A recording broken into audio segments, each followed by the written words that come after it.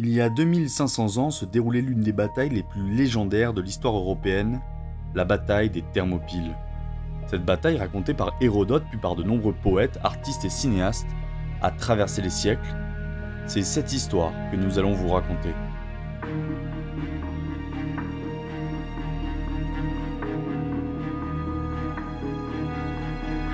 Au début du 5e siècle avant notre ère, ce qu'on appelle la Grèce antique n'est qu'un ensemble de cités-États indépendantes, souvent en conflit les unes avec les autres.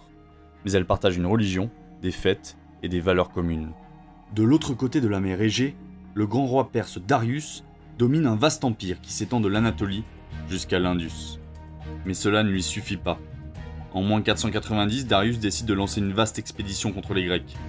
C'est la première guerre médique. Elle s'achèvera à Marathon par une écrasante défaite des Perses. La vengeance deviendra alors l'obsession de Darius, puis à sa mort de Xerxès, son fils. Nous sommes alors en 480 avant notre ère. Xerxès rassemble des centaines de milliers d'hommes avec un objectif, écraser les cités grecques et obtenir de leur part le traditionnel tribut des vaincus, la terre et l'eau. Un pont flottant de centaines de navires est construit sur plus d'1 kilomètre pour permettre à l'immense armée perse de franchir l'Hellespont. Les cités-États grecs, longtemps ennemis, ont compris que seule une alliance permettrait de contrer l'envahisseur. Mais lorsque Xerxès arrive aux portes de la Grèce, celle-ci n'est pas encore prête.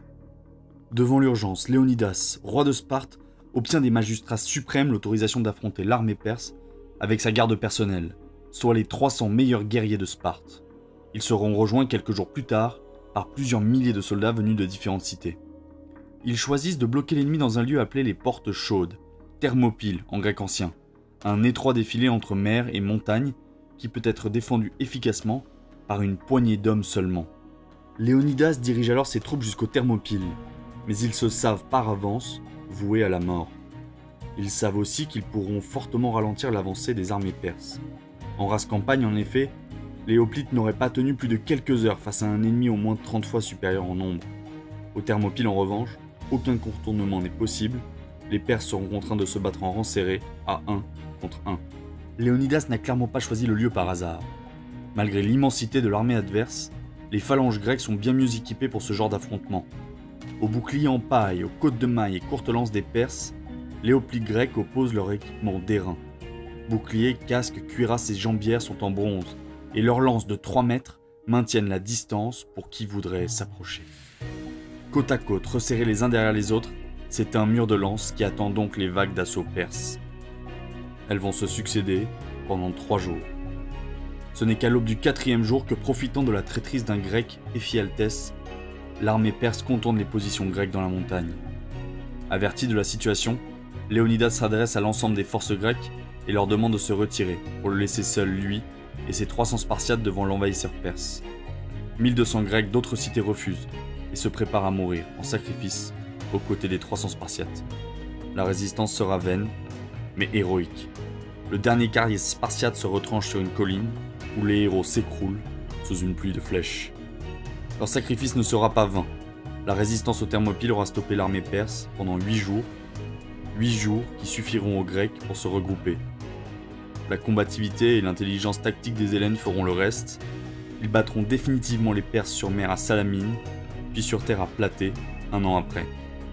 Suite à ces 2 dernières batailles décisives, les Perses quittent alors définitivement le continent européen, pour n'y revenir aussi massivement que 15 siècles après, sous l'étendard turc de l'Empire ottoman. 2500 ans après les Thermopyles, la Grèce est de nouveau en première ligne d'une invasion venue du sud et de l'est. Cette invasion ne porte pas les mêmes habits belliqueux, mais l'enjeu est toujours le même, la survie des Européens et de leur mode de vie. Depuis des années, des migrants par milliers s'échouent sur les rivages de Lesbos, de Samos, de Kos ou de Léros. Poussés par l'attrait de lendemains plus confortables, ils affluent en grand nombre, emportant avec eux d'autres civilisations, incompatibles avec celles des Européens. Il y a 2500 ans, l'invasion orientale s'était écrasée sur 7000 hommes à la vaillance hors du commun, 7000 hommes qui auront par le don de leur vie permis à l'Europe de préserver son identité. 2500 ans après, les Européens seront-ils à nouveau au rendez-vous de leur destin ?